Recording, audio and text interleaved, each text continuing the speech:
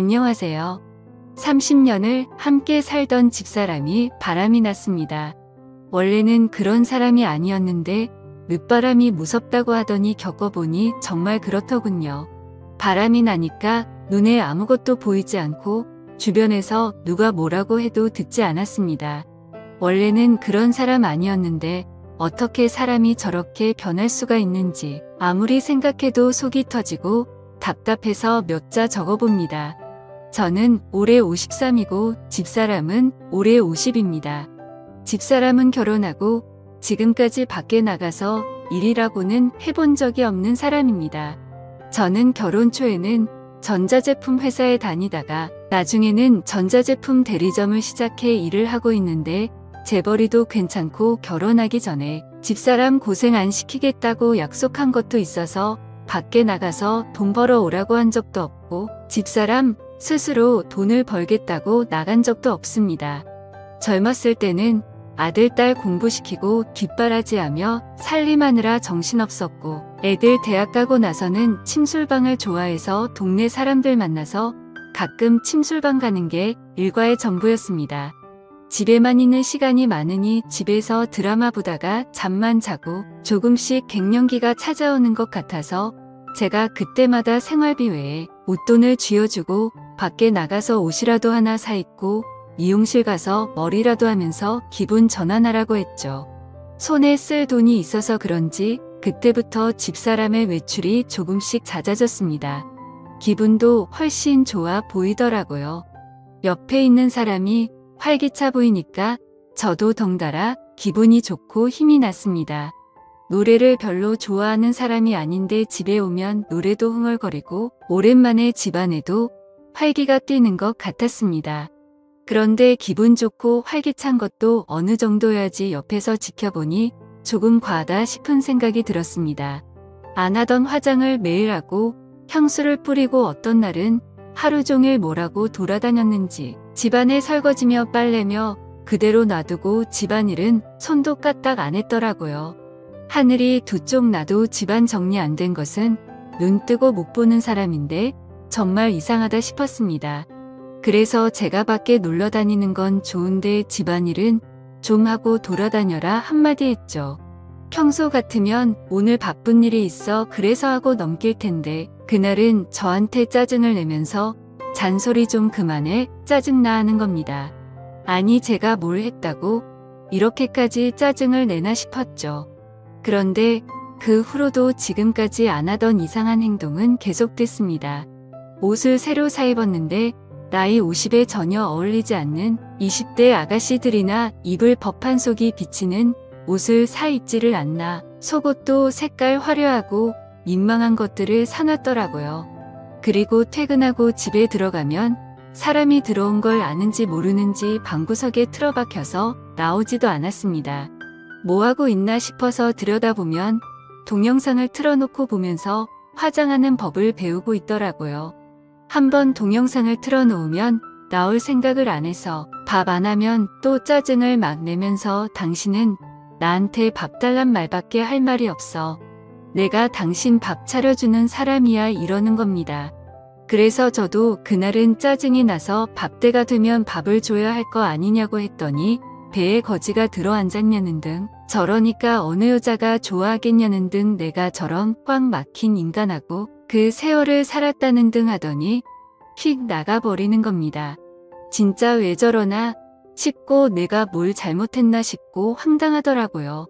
왜 그러는지 얘기를 하고 싶은데 집사람하고 얘기만 하면 싸우게 되고 뭘 물어보기만 해도 짜증을 내서 말도 못 붙였습니다. 그래서 주변 사람들한테 고민 상담을 하니 100년 뒤 올 때라 그럴 수 있다면서 어디 여행이라도 다녀오고 둘이 속에 있는 얘기를 좀 나눠보라고 하더라고요. 그래서 저는 집사람이랑 바닷가에 1박 2일 여행이나 다녀올까 해서 속초에 호텔도 예약해두고 맛있다고 소문난 음식점도 예약해놓고 저녁에 집에 갔죠. 그런데 저녁에 집에 들어갔는데 사람이 없는 겁니다. 전화를 해도 전화도 안 받고요. 9시가 넘어도 안 들어오고 밥통에 밥도 없길래 저는 혼자 라면을 끓여 먹고 TV를 보고 있는데 10시가 넘어서 들어오더라고요. 그래서 제가 너무 열이 받아서 어디를 그렇게 사돌아다니냐고 저도 모르게 소리를 질러버렸어요. 그랬더니 집사람이 나는 뭐 나가지도 못해? 내가 12시를 넘겼어? 왜 밖에 나갔다 온 게 가지고 난리야 하는 거예요.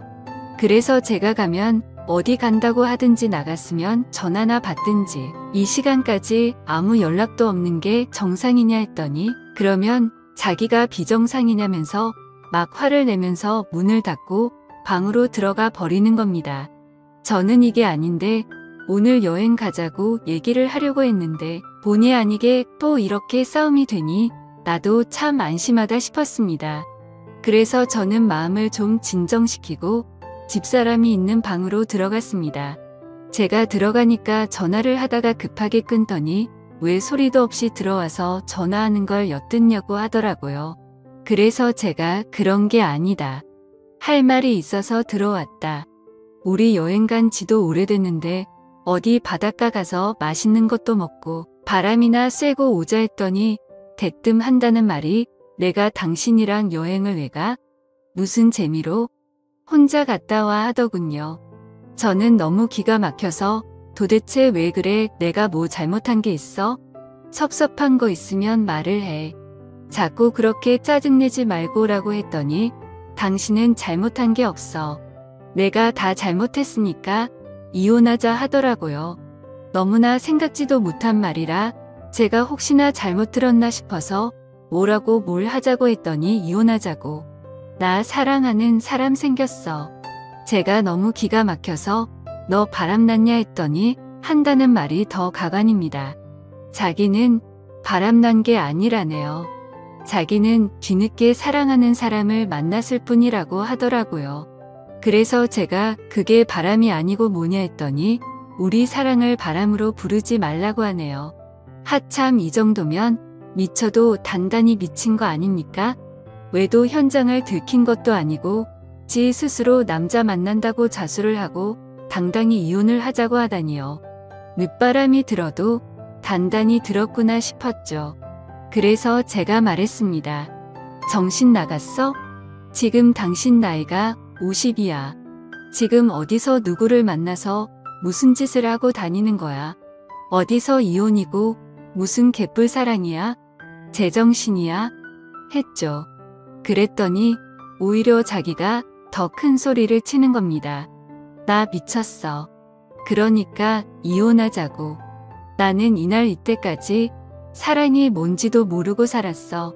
그냥 이 집에서 애들 뒷바라지하고 당신 밥이나 차려주고 그냥 대충 시간 때우면서 살았다고.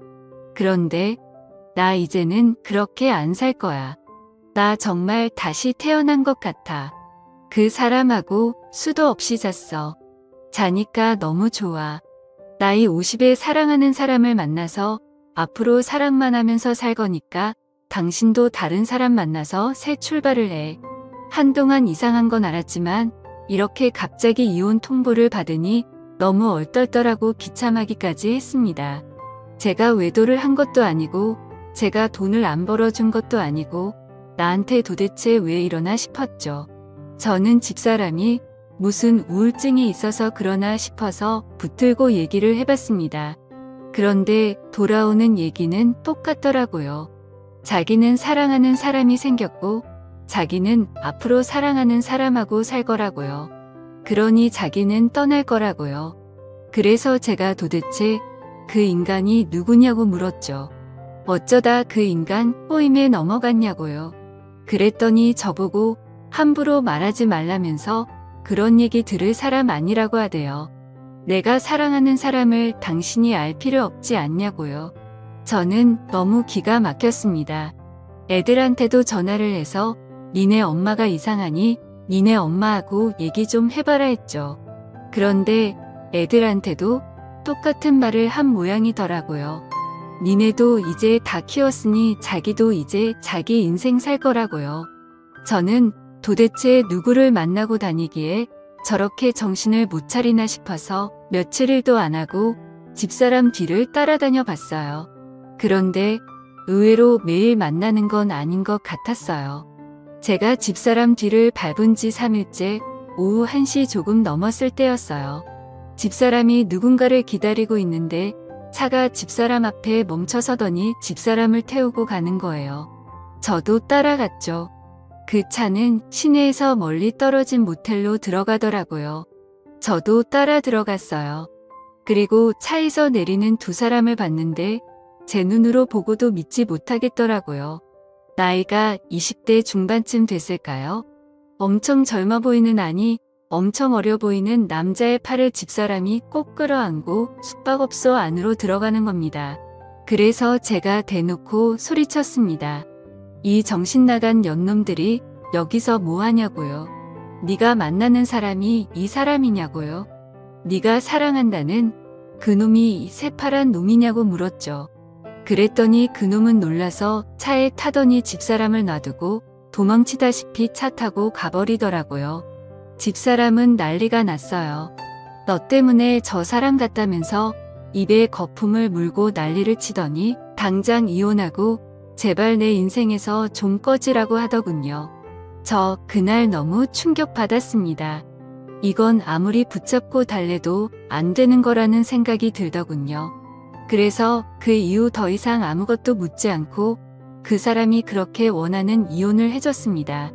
30년을 함께 살았는데 그놈이 좋다고 눈이 뒤집혀서 이혼하자고 덤비는데 더 이상 붙잡을 이유도 없더라고요. 그 대신 나는 아무것도 못 준다고 가방 하나 들려서 내보냈습니다. 내가 위자료를 요구 안 하는 것만으로도 감사한 줄 알라고요. 평온하던 집안이 난리가 나고 30년 결혼 생활이 그렇게 끝이 났습니다. 이혼한 사람이 어떻게 사는지 알고 싶지도 않고 궁금하지 않아서 전화번호도 바꿔버렸습니다. 애들한테도 엄마 소식 전하지 말라고 하고 집도 이사했습니다. 그렇게 3개월쯤 지났을까요? 일 마치고 집에 들어가려고 하는데 가게 앞에서 누가 서 있는 겁니다. 누군가 싶어 보니 이혼한 그 여자더군요. 저는 상대도 하기 싫어서 그냥 모른 척 지나쳤습니다. 그랬더니 갑자기 저를 붙잡고 미안하다고 잘못했다고 하는 겁니다. 제가 팔을 있는 힘껏 뿌리치고 여기가 어디라고 찾아왔냐고 당장 내 눈앞에서 사라지라고 했습니다. 그랬더니 무릎을 꿇고 싹싹 빌더라고요. 자기가 죽을 죄를 지었으니 한 번만 용서해달라고요. 그러면 평생 당신만 쳐다보며 살겠다고요. 저 그 소리 듣는데 소름이 끼쳤습니다. 그렇게 자기를 놔달라고 할 때는 언제고 지금 와서 저만 쳐다보겠다니요. 제가 얘기했습니다. 조용히 사라지든지 경찰 와서 가든지 내가 선택하라고요. 내가 인간이고 생각이 있으면 지난 일 내가 했던 것을 생각해보라고요. 밖에 가서 잘 살아도 못 살아도 내 알 바 아니니 이제 죽어서도 찾아오지 말라고 했습니다. 그렇게 말하고 돌아서 오는데 뒤에서 소리를 지르더라고요. 자기 안 받아줘도 되니 그러면 돈 좀 빌려달라고요. 그래서 무슨 소리냐 물었더니 그간의 일을 다 털어놓더라고요. 그 20대 중반의 어린 놈이 자기만 사랑한다고 평생 이런 사랑 처음이라고 온갖 가머니설로 꼬셔놓고 당장 결혼하고 싶은데 어머니가 위독하셔서 결혼을 못한다고 했다나요.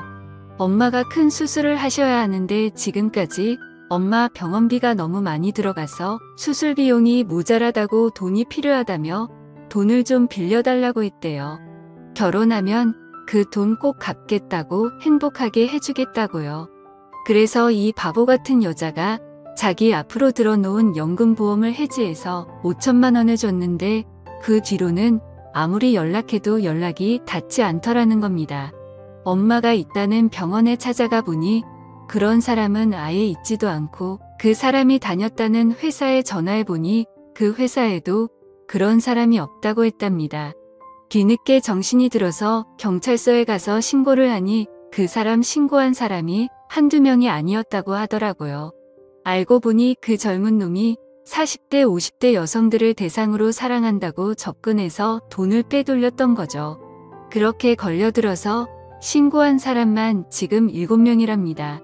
사기꾼인 줄도 모르고 나이 50에 사랑 타령을 하더니 완전히 탈탈 털린 거죠. 기가 막혀서 말도 안 나오더군요. 젊은 놈한테 정신이 팔려 그게 사기인지 아닌지도 모르고 노후 대책으로 넣어놓은 연금보험까지 해지하다니요. 한심하기 짝이 없었습니다.